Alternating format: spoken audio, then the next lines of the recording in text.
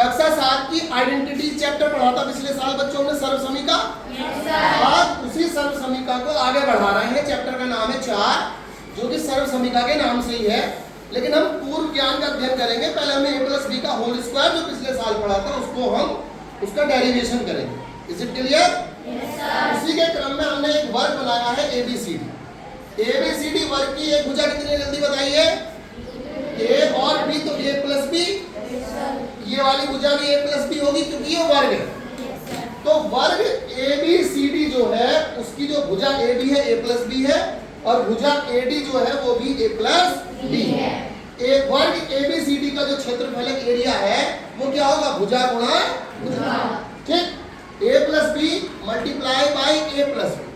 आधार अगर एक जैसे हो तो गुणा में घातें जुड़ जाती है, ऐसा हमने घातांक में पढ़ा था। क्लियर?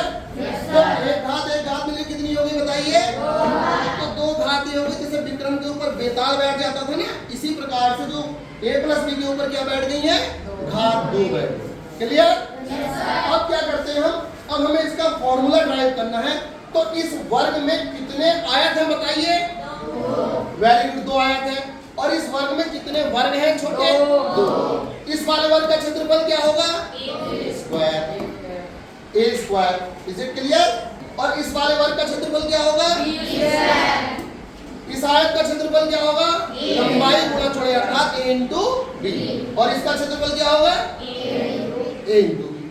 तो हम क्या करते हैं? पूरे वर्ग का जो क्षेत्रफल होगा वो किसके बराबर होगा बताइए? a प्लस बी का होल स्क्वायर इक्वल टू कितना होगा? a square plus ab plus b square. ठीक है, a स्क्वायर प्लस ab मिलकर कितने हो गए? क्योंकि लाइफ टर्म्स ऐड हो जाती है तो ab मिलकर कितने हो गए? 2ab।